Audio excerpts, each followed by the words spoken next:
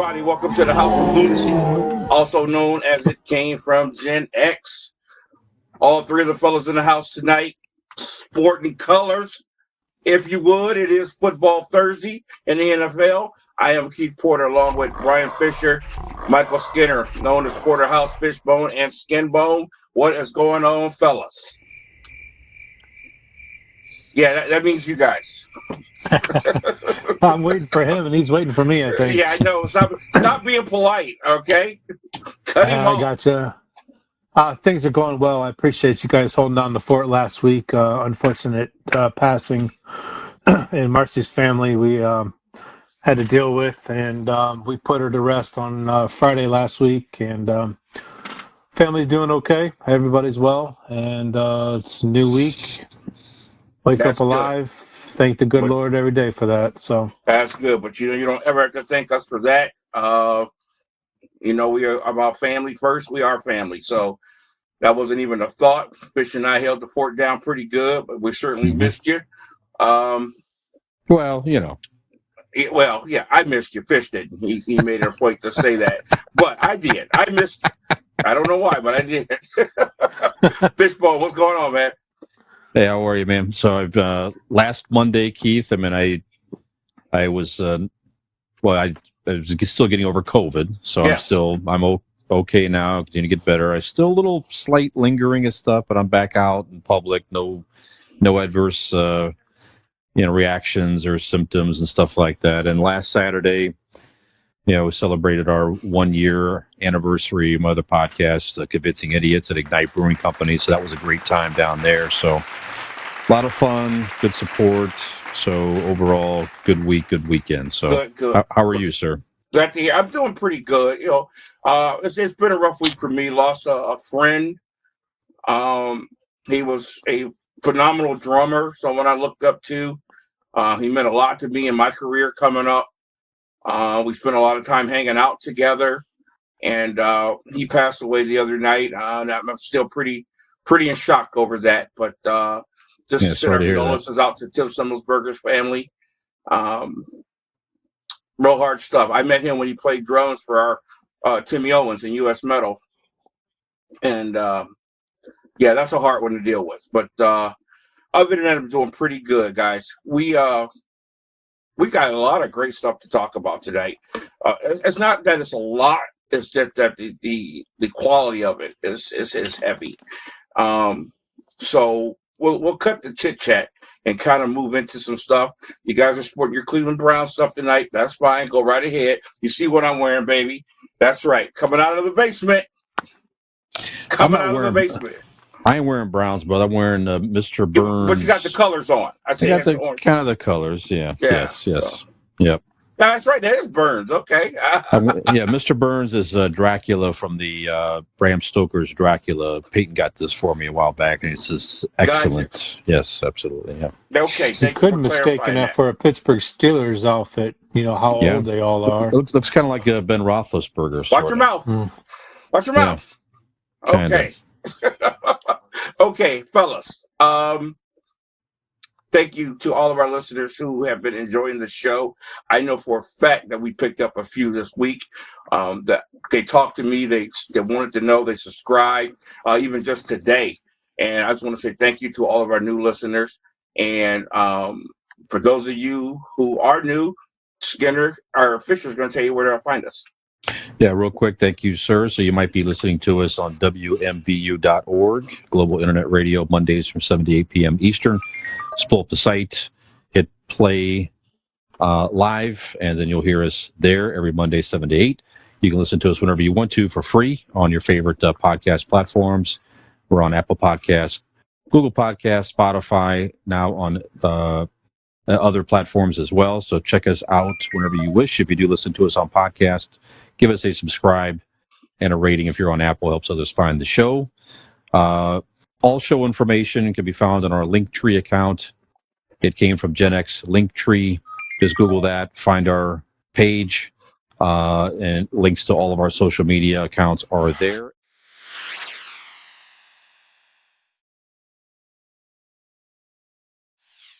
And our website. Everything's on our website. That's the main place to go these days. It Came From GenX, all one word, .wordpress, one word, .com.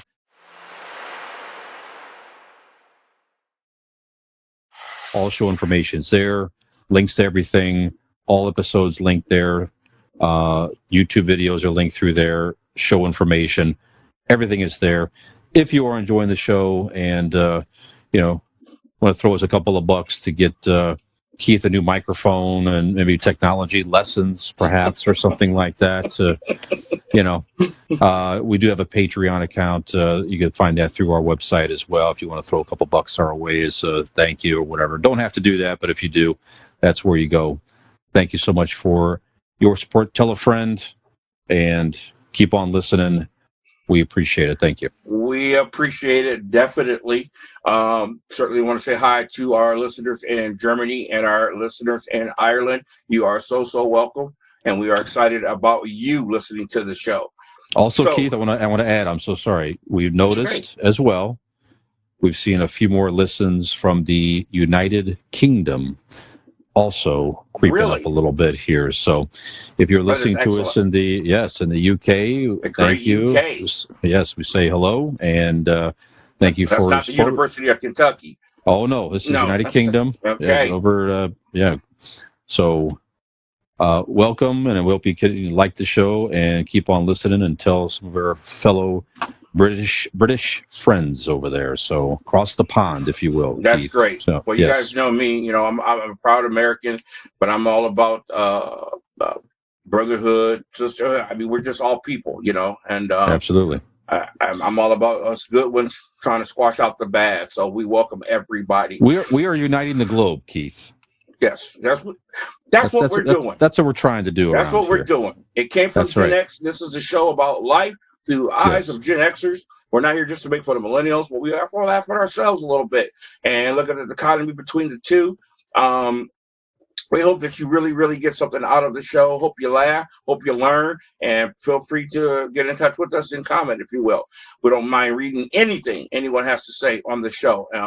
We're not politically correct. And with that being said, I want to continue my series on customer service here. Good or bad, we have been pointing out extreme customer service throughout our area. Northeast Ohio is where we dwell.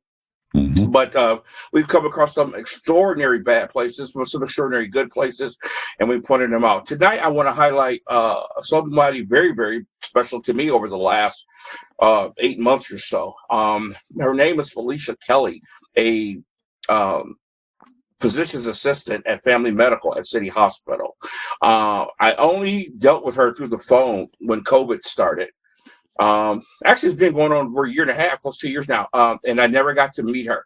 And she was really sweet, very thorough, but she was always very, very personal. She remembered things that were going on in my life, my family. She always asked about the show, totally remembered the show. And when things start to lighten up, I got to have some visits and actually to meet her in person. But this is an outstanding individual who makes going to the doctor fun, if there's a such thing. Not only is she as kind and sweet as they can be, but she is very, very professional. She has made a huge difference in my life, and her and the entire staff at Family Medical Center at City Hospital. I just wanted to make sure that I gave them some kudos for their effort, especially Felicia Kelly, someone very, very special to me, and I want to thank her for taking care of your boy. So shouts out to her.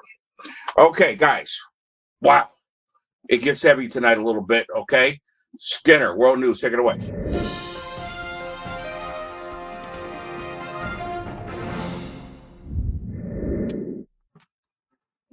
All right, fellas. First story I have is a Southern Indiana family brought their 4 and 5-year-old to a Walgreens location. Unfortunately, what the family thought was the flu shots ended up being an adult dose of COVID-19 shots. Walgreens employee called the family by phone after leaving the facility to advise of the mistake. Well, let's see. The minimum age is 12 years old right now for COVID-19, and the dosage for them is 1/3 of an adult dose of COVID-19 shot. So they injected a full dose of adult strength Pfizer, Johnson & Johnson, whatever it is, into these 4 and 5-year-olds. What they're saying is that both children are currently experiencing heart conditions. One child is experiencing high blood pressure, and the other is experiencing tachycardia. If you're not sure, familiar with what tachycardia is, it's a heart rate that exceeds 100 beats per minute. So for a young child, that's very, very serious, and my thoughts and prayers go out to that family. Without question. My question I have for you, gentlemen, is with today's technology, especially in the medical field, how are we still having so much human error? And it's not just little things here and there. This is a big, huge mistake. 2 little children that could have lost their lives because of the mistake of one person. I don't know what the answer is to avoid this from happening in the future, other than people are not paying attention doing their jobs. Is that what it is? I want to have your guys' thought on that. Well, I tell you what, it's obviously I was not at that particular Walgreens, but I was at a local Walgreens recently to get a flu shot myself that I scheduled ahead of time. And just using that as maybe a comparison, these young folks are in there and they were hustling and bustling. I mean, they were hopping. I mean, there were people coming up to the window. People, I mean, I don't know if they were short-staffed or not, but all these young folks were running around there trying. And they were polite. They let me know I was there. So actually, I would say they gave me actually good customer service too, Keith, at the Walgreens at Barberton on Worcester Road there. Okay, so very polite, obviously very busy. They let me know they saw me. But I could tell that they were stressed out, right? So maybe that's something. If you're talking the general worker shortage that we've been talking about on the show here, and also still making a lot of news.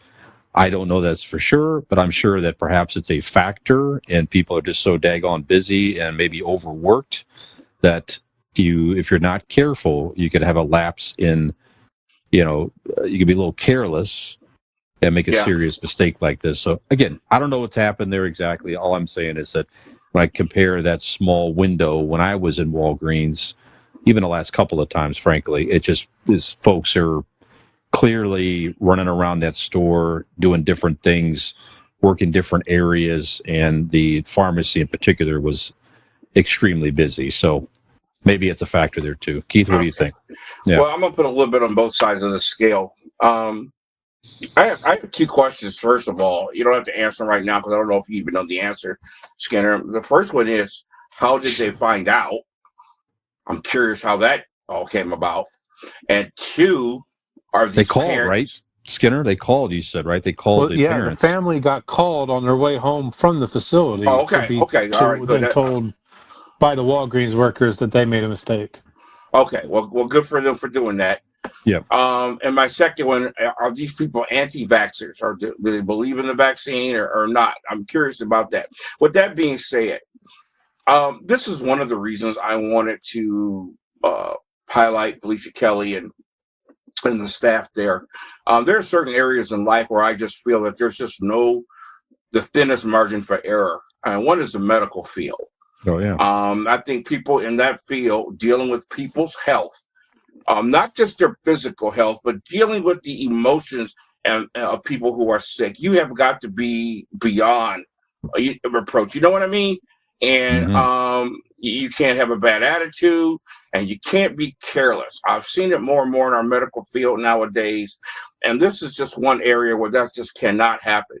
It's horrifying if you think about it, what these parents might be going through. The reason why I said they're anti-vaxxers, because if they're already paranoid about the vaccine, they don't know what to expect from day to day with their kids, and that's got to be a horrible way to live. I don't know the answers, but I want to be fair. I said I'm going to put a little bit on both sides of the scale. Fish made a good point. Everywhere I go in public, I try to exercise a little bit more patience because I realize the people there that are at work, they're the last ones that need crap because they're the ones that at least showed up to work. True. And I try to admit, I hear people complaining in lines or whatever, and I try to say, hey, they're doing the best they can. Everybody is short-staffed. Mm-hmm. So I don't know if maybe the hustle and bustle caused the confusion. Things can happen. So I don't want to. I don't know. But it's a terrible, terrible, terrible thing that they got to make sure it never happens again. I appreciate both sides of the fence on this one, but my rebuttal to that would be is in the medical field, you can't make mistakes like this. This is true. This isn't just a oops. You've got, I don't want to say oops. I mean, you got those that, when I had surgery for my hand, I know what you're saying, because an oops could be death. Summer, right.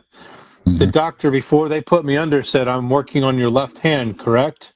And as soon as I answered yes, they put a big black X on my hand with a permanent marker, and they also put it on my gown, so they knew they were working on my left side. So they were being thorough and being very, with that. So, like I said, I don't know what happened, why they made that big a mistake, but our hearts do go out to that family, especially those parents. They're watching their 4 and 5-year-olds struggling with an illness that they should have never had. So, can't even imagine. I got one other thing. I'm sorry. When Keith got his last cleansing, I think they put a big black X just to make sure that they were trying to go for the right area. That was a big black X because never mind. I can't go there. Yeah. This is a family show. Anyway. Since when? I have a real quick update from a story that we had a couple weeks ago, and I'll pass the microphone on to Keith because he's got some pretty heavy subjects as well. Did you guys hear about our fan favorite governor in Florida, Mr. DeSantis? Oh, what's he up what he to did now? within the last couple weeks? He told California that to have their ships go ahead and go around, and he'll be happy to open up their ports so they can get the goods transferred off of those ships. Can I vote for this guy? They're still having problems out in L.A. with ships that have been sitting there for weeks because they can't get their cargo off of the ship. Oh, so yeah, he's telling the companies and he's telling L.A. to get their crap together. Get their ships together. Yeah, get your ships together. There you go.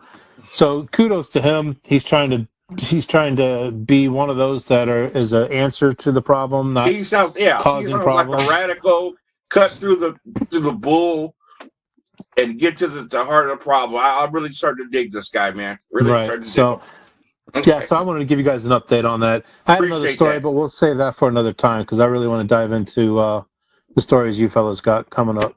Okay. All right. Well, let's get into some sports. Sports. Okay, guys. This story, when it came out, really, really, really burned me up. I spent a few days now reading different angles and whatnot.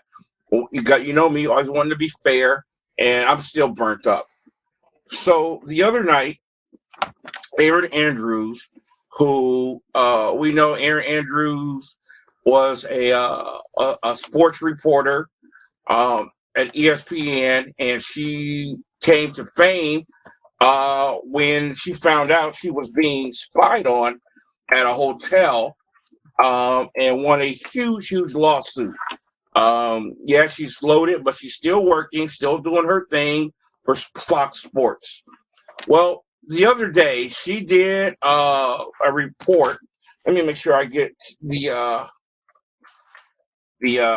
player who it was here because I think it'll make a difference. Anyway, she went out to a horse ranch, if you will. Donovan no, that wasn't who it was. Hold on. Let me make sure. I just have my story here. Okay. Now, this is the New York Post, who I know Skinner has some love for. Okay. Yeah, so Tampa sure Bay Buccaneer linebacker Devin White. She went out to his horse ranch to do a report.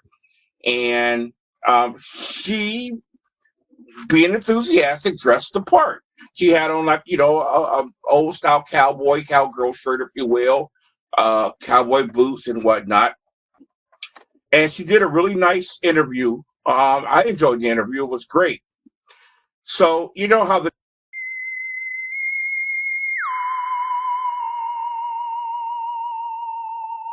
The suspense is killing us. Mm-hmm. Well, you want to go over a couple things while we're waiting for Keith to rejoin us? Yeah, let's see how when Keith returns here a little bit here. So we're making this an editing odyssey for Mike Jr. here. So let me get back to fix the video view here. Keith should rejoin us here very soon. So we did have it. So a little bit of pop culture here until Keith can return.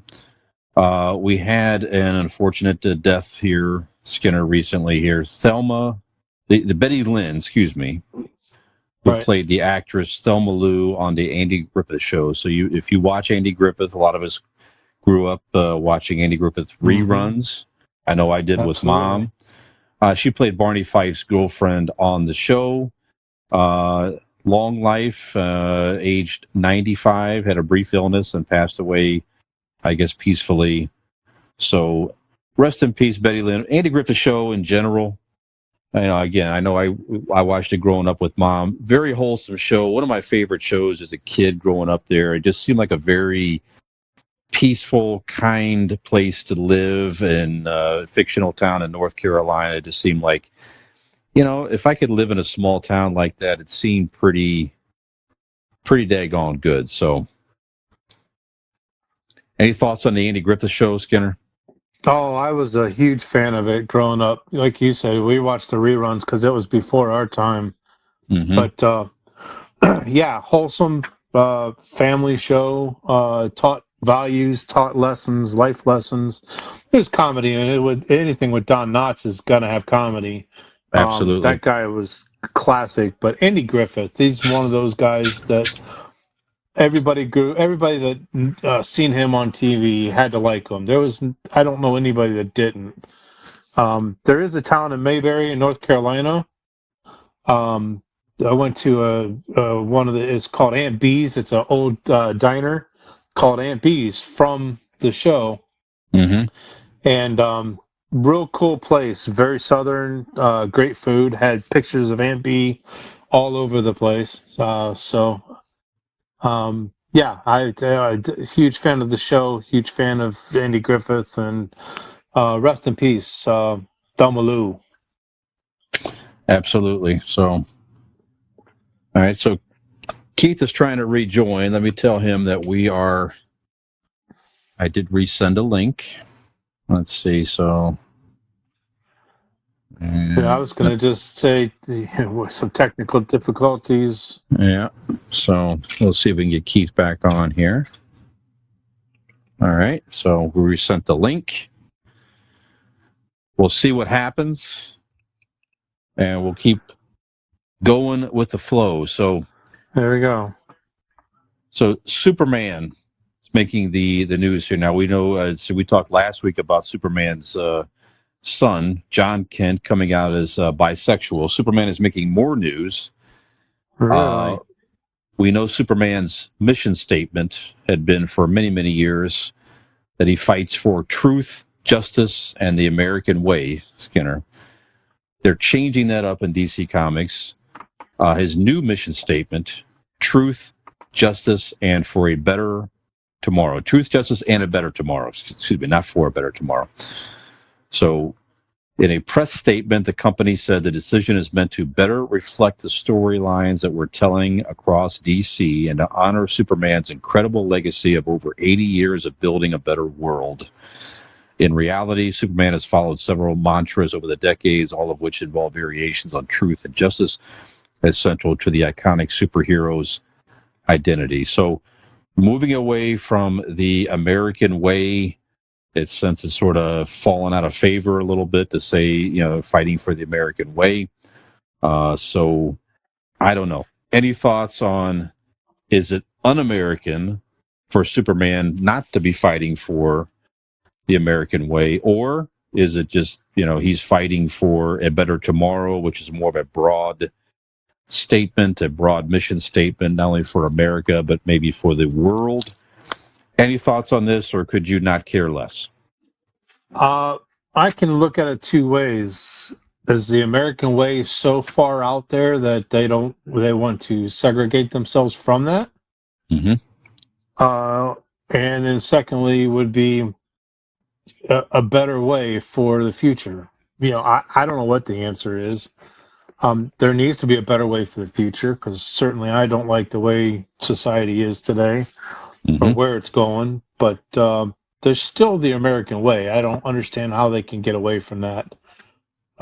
Whether you like the American way in 2021 or not, it's still the free country. The United States is still a free country and still the number one thought out country in the world. So mixed feelings. So if I don't know if I answered your question or not, but I certainly tried to.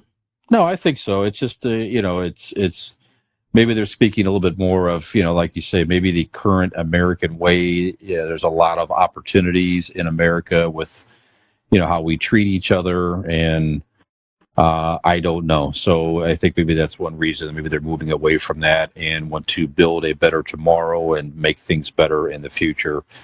Something along that line. So I don't have a lot of passion for it one way or the other, honestly, but I do see their perspective.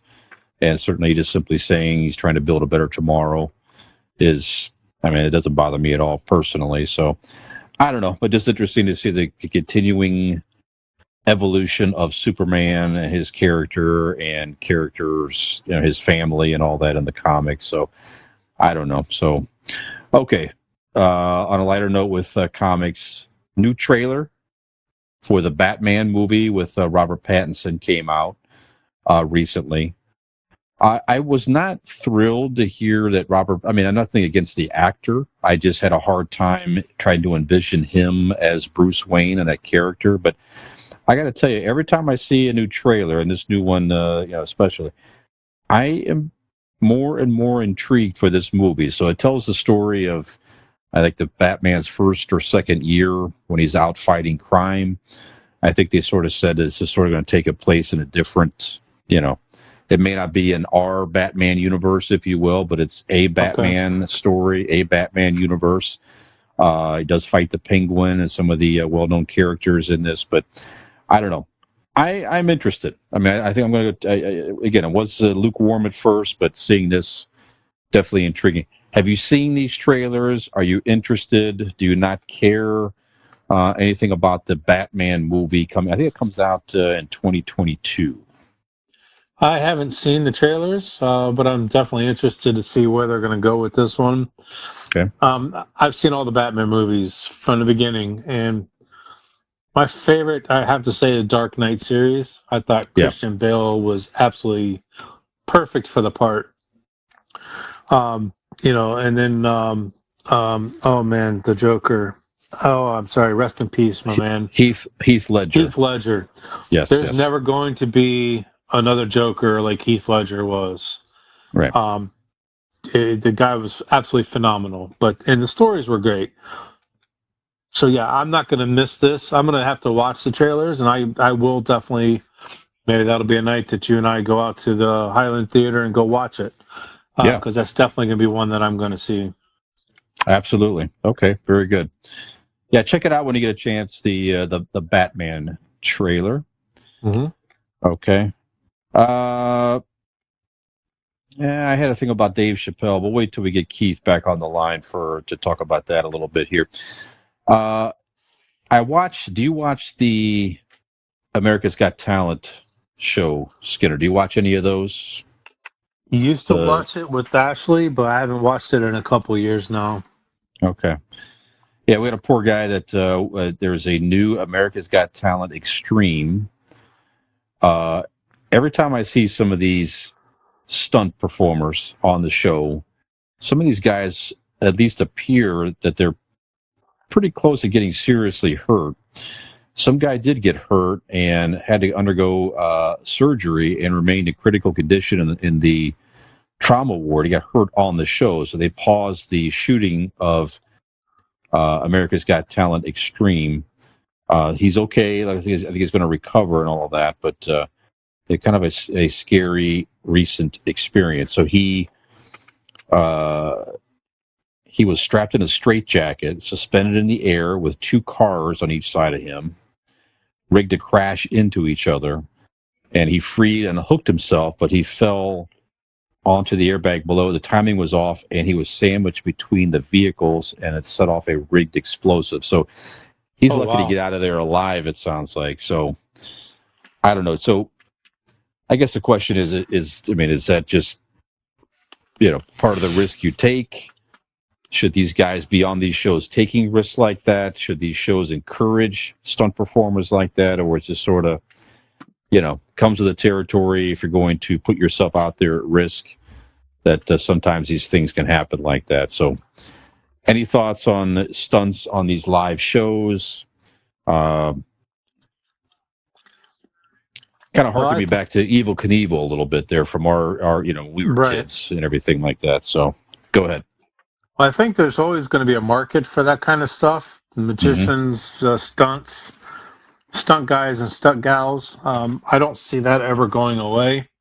Doing it on live television, though, that it might cease. They do a delay on even shows that are doing award shows. They're doing delays in it, so I could see that definitely happening. Yeah. But you were asking. I hadn't seen the show in a couple of years, and I know the stunts usually don't make it past the first couple of rounds in that show. But I have seen some good stunts, and that one certainly would be one to probably once people find out about it, the ratings for that particular show is gonna go through the roof. Yeah, very well might. It's like a train wreck; you can't stop watching, right? Yeah, absolutely. Like this show. Not unlike the show, perhaps. Thanks to our third party here that can't seem to get his computer or his microphone or now internet. Are you there, Mr. Porter? I think he's here in spirit now. All right. So, again, Keith, unless you agree, if you agree, you're not going to say a word. That again, Ben Roethlisberger should immediately retire or be benched promptly. So if you disagree, now's the time to speak up and say something. This is crazy. Okay. So obviously Keith agrees that. Yep, it is crazy. All right. It is crazy. Having some difficulties still, unfortunately, folks. Yeah. And we apologize for this. But the show must go on, right? That's right. That's right. Recent movies. Go ahead, please. Yeah, go ahead. No, go ahead. I finally got around to watching the new James Bond. So Allie and I went last evening, saw the new James Bond movie, No Time to Die, which closes out the Bond stint of Daniel Craig. Have you seen this yet, Skinner? Are you interested in Bond still? Are you going to go check this one out yet? Or yeah, I'm sorry, I'm looking at Keith is just dismayed there. You can see his video, but he can't hear us, or we can't hear him. Yeah, I want to see it. I saw that you did see it. I've heard good and bad on both sides of the spectrum. I've heard really awful, and I've heard people that really enjoyed it. So I'll hold judgment for when I see it. But yeah, I'm definitely going to see it. Yeah, I mean, if you're a Daniel Craig Bond fan, you got to go see it to close out the storyline. And his stint was unique to all the other ones. I was kind of reading out some articles about this, and I had to reflect on it. And it really is true. Any of these guys that did multiple Bond movies, most of those movies, you had Connery, you had certainly Roger Moore, obviously Daniel Craig, Pierce Brosnan, and then you had a couple from Timothy Dalton. Most of the movies didn't really string together at all. It was standalone movies. You had some common themes as far as obviously the characters and Moneypenny and M and things like that, and Bond going out on missions and all that type of stuff. But it was very little storyline that strung together through the entire series. There was a little bit with Teresa Bond, that James Bond's wife, that George Lazenby married and was killed tragically on Her Majesty's Secret Service. They brought her up a few times throughout the movies that Bond had a wife and this and that. Like Roger Moore placed flowers on her grave in another movie and stuff like that. So, but Daniel Craig's movies, all the movies, it was definitely one big story that took you through his journey as James Bond from when he started out in the first one, when they rebooted it, all the way through this one. And I won't get into a spoiler and all that, but they definitely closed out his story without question, and they can really take the franchise into different directions from the end of his story here. So some people were, I won't get into it to spoil it, but like I said, They could definitely go in different directions. So that was one thing about his storyline that I thought was very interesting with this, is the fact that, you can watch any singular movie and be fine, but if you watch all his movies, it definitely does tell a complete story of James Bond as Daniel Craig. So any thoughts on Daniel Craig as James Bond? Is he one of your favorites? Is he, are you more of a Connery or Roger Moore guy, or any thoughts on Daniel Craig's stint? Yeah, we talked a little bit about that previous weeks when you had mentioned that the movie was even coming out. Yeah. I like Daniel Craig better than Roger Moore. I'm not a Roger Moore fan at all. Sean Connery, and there'll never be another one. In my opinion, Pierce Brosnan was okay. Just okay. I think I heard somebody say they're back. But, Roger Moore, I think, is probably up there with number 2 to me, with behind Sean Connery as far as the Bond guys. Okay, very good. Keith, can you hear us again, sir? Yeah, he's Keith? Not back. Nope. Okay, we're gonna. You can hear us? We really cannot hear you, sir. All right. Okay. One thing I thought was interesting, I know you and I, well, all three of us here really are definitely heavy metal fans. I know that we like many bands. Black Sabbath, Skinner, is that one of your favorites? Is that fair to say? Oh yeah. Yep. Black Sabbath is one of the good ones. I just thought this was interesting here. So there was a newly discovered eel-like creature that slithered across the seas 460 million years ago, and the scientists who named it after Tony Iommi, the guitar player from Black Sabbath. So it's I'm going to mispronounce it completely, but Drepanocidus Iommi. It was found near a Russian river by a team of Scandinavian scientists who happen to be metal fans as well. So they say it was a great way of honoring one of the greatest guitarists in the world and one of the greatest bands in the world. And I think that was interesting, is actually not the only heavy metal artist who a fossil is named after. Previous finds have been named after Lemmy Kilmister from Motorhead and King Diamond, a Danish rock screamer. So a couple of the famous artists that we grew. I thought that was pretty cool. So scientists, metalheads naming fossils after heavy metal icons. So pretty cool. It is cool, and that's a high honor to be, to be. Black Sabbath is not always up there as the most iconic bands, to the general public. To us metalheads, yeah, they're the forefront. They're the ones that started what we know today as heavy metal. So, congratulations to him, and kudos to those that, was a part of that. Yeah, many ways to be immortalized. Not very many good ways, certainly definitely positive ways, but that is a very cool, unique way to be forever, I guess, fossilized, if you will, by having actual fossils named after you, after the actual creatures. So. That's a good way to put it, fossilized, yeah. Yeah, absolutely. All right, so Skinner, we got Halloween is coming up. I know you're having a get together at your place, that weekend. So, Mm-hmm. I know you're looking forward to that and various Halloween and other festivities and everything. Any particular Halloween movie that you watch every year that is something that, or not so much?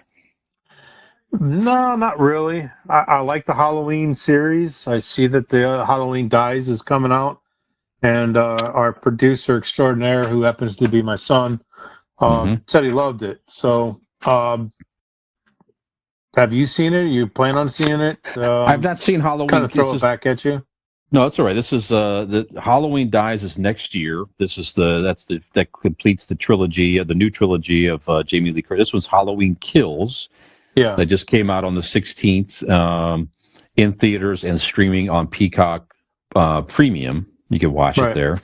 I've not seen it yet. I've heard some fun things about it, so I would definitely go see it. I saw the 2018, when she came back as Laurie Strode, Jamie Lee Curtis as Laurie Strode, grown up and continuing the storyline. I like the fact that they just picked it up from Halloween 2 from the late 70s and just kind of, bypassed all these crazy Michael Myers movies throughout the years. And just kind of picked it up there with Laurie Strode. So it's targeting okay. It's making some decent money. They're going to complete that out next year. So, definitely plan to go check that out. And another thing I wanted to mention was on Netflix, it's a very cool series, The Movies That Made Us. So if you've seen these before, if you haven't, check it. If you're a movie fan, very interesting episodes, and they go back behind the scenes. They interview directors, actors, producers, and people that were involved in making some of the many different favorite movies. A lot that we grew up with in the Gen X, like there's episodes on Back to the Future and Ghostbusters and some fun ones. But they have a new season that just started on Netflix that includes some of the classic horror movies that we grew up with in the late 70s and 80s. The original Halloween gives a story behind that. Nightmare on Elm Street, Friday the 13th, and some others. So we'll check out Halloween Kills. We'll talk about that, and then go check out The Movies That Made Us on Netflix. Very interesting if you like those movies. It's just very interesting to see how these guys ran around and got funding for these things. A lot of them had very little experience, but somehow they strung together, got these movies out there that made a ton, and in many respects created quite the horror franchise for the respective studios. So, you talk about that series, The Movies That Made Us. This reminds me of that series that was on Disney Plus or Disney. The behind the scenes on how Star Wars became Star Wars. Yes. Did you see that special? It was about a 2 or 3 hour special that they have on there. Absolutely fascinating. So if that show on Netflix that you're referring to is anything like that, I'll be interested to check it out.